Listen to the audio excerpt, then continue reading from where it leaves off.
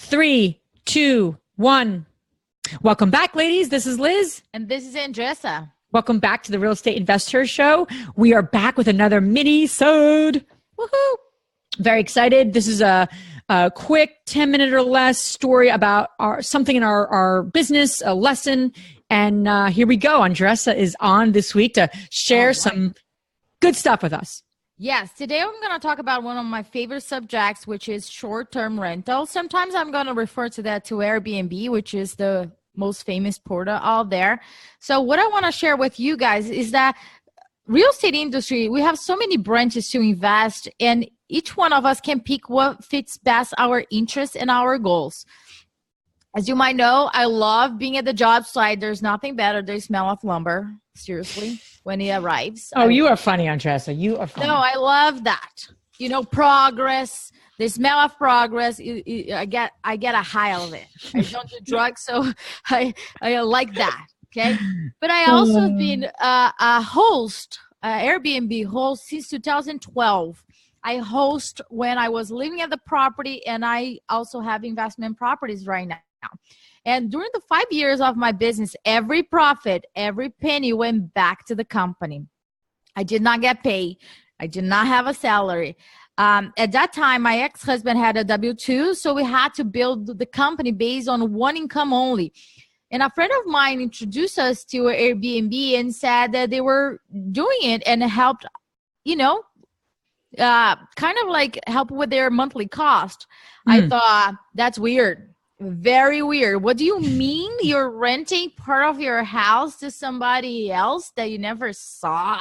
And that was in 2012. So that was, a good 6 years ago. That was kind of when it was really in its early stages, right? Very early stage, yes. Airbnb started in 2008. So there was still there were babies on that. Yep.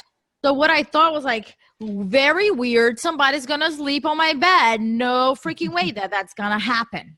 However, we were traveling a bit, and the house was being, it was empty. There was nothing there. And the neighborhood where the property was, and still is because I still rent them, it was a great neighborhood, and it became so good, and the demand was very high. So we thought, okay, let's try this. When we are traveling, let's rent the property and see if there's a demand or not. But we did it as a hobby, and we started getting a lot of income, which exceeded our monthly expenses. So we thought we went from, oh, that's weird, to that's very good. How do we do more of that? We can buy new sheets if needed. That's not weird.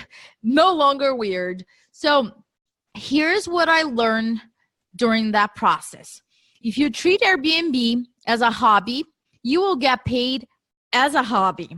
That's deep. I like that. It is, because at that time I was like, man, if I knew what I know now, I will have made so much more. But this is part of the process, right? We all get kicked, where, to learn the lessons that we got to learn. So you need to understand the rules of the game and start treating it like a business since the beginning. At the beginning, I was totally unaware of pricing, standard answers, for example. So the lack of processes and systems in place required me to spend more time managing the property. Now that I have those systems in place, I spend less time and make more money. And Andresa, where can ladies in a simple way, maybe get some of this done, like in terms of research? There's so many places, right, to find. Yes. So what are some tools or maybe some sites that you've used, right, to do the research that you've needed to? Well, the Airbnb portal, they have a great source there. And there's so many. What I would say is join the Facebook communities that have Airbnb hosts and ask the questions that you are looking to do, because there you will find true hosts that have done what you're looking to do. It's a great point. And they already tested so many softwares and different things. They already tested, and they will give you what worked, what didn't work, and why. So that's Right. And the worst thing to do is ask someone, like, if you ask me, should I do Airbnb? I'd be like, I don't know, maybe. Like, I don't have, like, we don't have Airbnbs or we don't have short-term rentals. That's not our business model. But like, you got to ask people that are, like you said, you go to those groups. That's a great suggestion. Really great suggestion. Absolutely. So number 2, I will say, you don't need to be a people's person to be great at hospitality.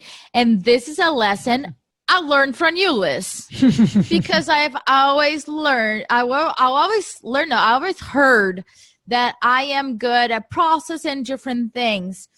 And my little dot on my personality chart is not as good with with people. However, Liz have told me a very good distinction between being a people's person and being good at hospitality. Can you clarify that, Liz? Sure. So like, people often, so if you have like the typical people person, let's call them like the extrovert who likes to talk and likes to, engage people. And that's all well and good. But you're typically someone in a simple way is either very good with people in person, or they can be very good with people on the phone or online. And really, probably managing short-term rentals, you probably need to be really good online. Yes. Maybe more on the phone. Like, you're not like typically meeting all of these people every time you have a new guest, if you will. So my point is, just because somebody is quote unquote friendly, the deeper question is, anyone can be, not anyone, but certain people are actually much better online or on the phone from a service perspective versus, I need to see people every day friendly. That's a different shade of friendly, I should say. Like some of your best customer service people on the phone are not extroverts. Because if they're an extrovert, they're not going to want to be on the phone. They're going to want to be out and about. They're not going to be on the phone. They're going to be meeting people. So that's so important. Like a question you can ask yourself in a very simple way is, what kind of people, kind of connection do I need? And is it okay? Is it enough for me to serve them via online or on the phone or via text? Or am I like, I got to see people face to face? Because sometimes they may not always be consistent with what you're doing. Yes, absolutely. 100%. And the number 3, this is a type of investment that became one of my biggest passion. That it happened when you don't get tired of talking about it, researching about it, listening to the podcast about it, and getting so excited about what's coming up. So working on that passion, on something like that, it's just not a job anymore. It is just part of who I am in life. So for the ladies out there, the lessons that I've learned here that you can apply on your life, on your business, I will give it to you.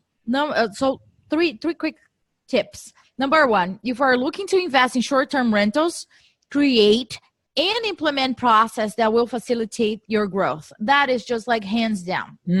Number 2, high customer service. People who are coming to your house want great hospitality, and it will really depend on how fast you can get to them. I personally have a non-excuse mentality. There's no question, no request that I will say, no, it cannot be done. Of course, I cannot bring like an elephant to Broad Street in Philadelphia so I can please them. That's not the case. However, I treat them as they're paying a very high price for a high quality customer service, and it's my obligation to give it to them.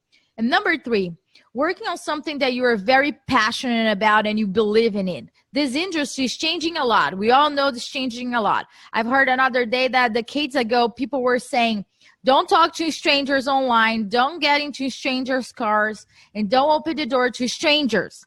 Nowadays, we have multiple Facebook friends that we don't even know. We take Uber every day, and we stay in people's house. So it's a changing, movement. We are in transition right now. I've learned that all we need is to adapt and be aware of those changes. And this is happening in real estate. And all what I'm requesting is that you guys see where this movement is going on and make a wise financial decision if this can be one of the branches that you want to invest or not. Yeah. Yeah, and I think what you're doing in general in your business is so awesome. And Andresa, you are a true expert. I mean, you know everything about this, and you if you don't, you do the research. So I would say, the ladies listening, converting your long-term rentals to short-term, what have you. I mean, Andresa, you've been working with some investors and helping them do that. Yeah. I think you're just providing an awesome service, and it's so needed. So. Really good stuff, and hope this helps you ladies out there think through the short-term rental arena. So, and if you guys have any questions, feel free to send it to me, Andresa at the realestateinvestor.com. And not to me, Liz at the no, joking. So hope this was helpful, ladies. Have a fantastic day and keep doing great things. Bye.